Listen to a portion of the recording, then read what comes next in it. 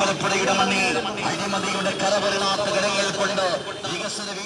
പതിറ്റാണ്ട് നീണ്ട CPIM ബന്ധത്തിന് അവസാനമിട്ട് ജി സുധാകരൻ UDF പിന്തുണയോടെ സ്വതന്ത്ര സ്ഥാനാർത്ഥിയായി മത്സരിക്കുന്നത് തന്നെയാണ് ഈ തെരഞ്ഞെടുപ്പിൽ കേരള രാഷ്ട്രീയം ഉറ്റുനോക്കുന്ന മണ്ഡലമായി അമ്പലപ്പുഴയെ മാറ്റിയത്. കമ്മ്യൂണിസ്റ്റ് കോട്ടയായി വിലയിരുത്തപ്പെടുന്ന ആലപ്പുഴയിലെ ഉറച്ച CPIM മണ്ഡലമാണ് അമ്പലപ്പുഴ. 1965 മണ്ഡലം രൂപീകൃതമായത്. 1967 തെരഞ്ഞെടുപ്പ് മുതലുള്ള ചരിത്രം പരിശോധിച്ചാൽ വെറും 2 തവണ മാത്രമാണ് മണ്ഡലം കോൺഗ്രസിനൊപ്പം നിന്നത്. ഓരോ തവണ RSPയും സ്വതന്ത്ര സ്ഥാനാർത്ഥിയും വിജയിച്ചതൊഴിച്ചാൽ ബാക്കി 9 തവണയും അമ്പലപ്പുഴ ചുവന്നു. 2006 മുതൽ ഇടതിനെ അത് കൈവിട്ടിട്ടുമില്ല. 1967 1970 VS അച്യുതാനന്ദനാണ് അമ്പലപ്പുഴയിൽ നിന്നും വിജയിച്ചത്. 1980 PK ചന്ദ്രാനന്ദൻ, 1991 CK സദാശിവൻ, 1996 സുശീല ഗോപാലൻ എന്നിവരും ഇടത് MLA ആയി നിയമസഭയിലെത്തി. 1987 2001 അമ്പലപ്പുഴയിൽ കോൺഗ്രസ് വിജയക്കൊടി ഉയർത്തിയത്. പിന്നീട് അങ്ങോട്ടുള്ള 4 തെരഞ്ഞെടുപ്പിലും അമ്പലപ്പുഴ ഉറച്ചു നിന്നത് ഇടതിനൊപ്പമാണ്. 2006 ആദ്യമായി ജി സുധാകരൻ CPIM സ്ഥാനാർത്ഥിയായി മത്സരിക്കുന്നത്. 2011 16 തുടർച്ചയായി വിജയിച്ചു. 2006 50,040 വോട്ടുകളാണ് സുധാകരന് ലഭിച്ചതെങ്കിൽ തൊട്ടടുത്ത ടേമിൽ 63,728 വോട്ടുകൾ നേടിയാണ് സുധാകരൻ അമ്പലപ്പുഴയിൽ വിജയിച്ചത്. ആദ്യ തവണ 11,929 വോട്ടുകളുടെ ഭൂരിപക്ഷമുണ്ടായിരുന്ന സുധാകരൻ 2011 അത് 16,580 ഉയർത്തി. 2016 അത് 22,621 2006 2016 വിവിധ വകുപ്പുകളിൽ മന്ത്രിയായി പ്രവർത്തിച്ച സുധാകരൻ അഴിമതി തൊട്ടു തീണ്ടാത്ത രാഷ്ട്രീയ എതിരാളികൾ പോലും ബഹുമാനിക്കുന്ന വ്യക്തി കൂടിയാണ്.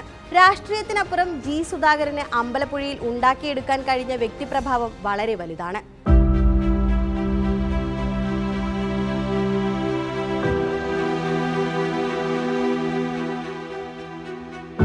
രക്തസാക്ഷി കുടുംബത്തിലെ ഒരംഗം, സ്കൂൾ കാലഘട്ടം മുതൽ പാർട്ടിയെ നെഞ്ചോട് ചേർത്ത് പിടിച്ച കമ്മ്യൂണിസ്റ്റുകാരൻ, 1967 പഠനകാലത്ത് തന്നെ CPIM അംഗം, 1970 SFIയുടെ ആദ്യ സംസ്ഥാന പ്രസിഡന്റ്, 43 വർഷത്തിലേറെ സംസ്ഥാന കമ്മിറ്റി അംഗം, 2006 മുതൽ 2021 വരെ ഇടത് MLA, 2006 2016 മന്ത്രി.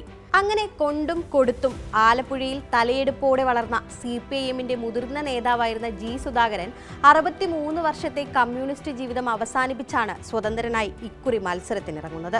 സുധാകരന്റെ സ്ഥാനാർത്ഥിത്വം വെല്ലുവിളിയാകില്ലെന്ന് പല കുറി ആവർത്തിച്ച് CPIM പറഞ്ഞാലും അത് അങ്ങനെയാവില്ലെന്ന് വ്യക്തമാണ്.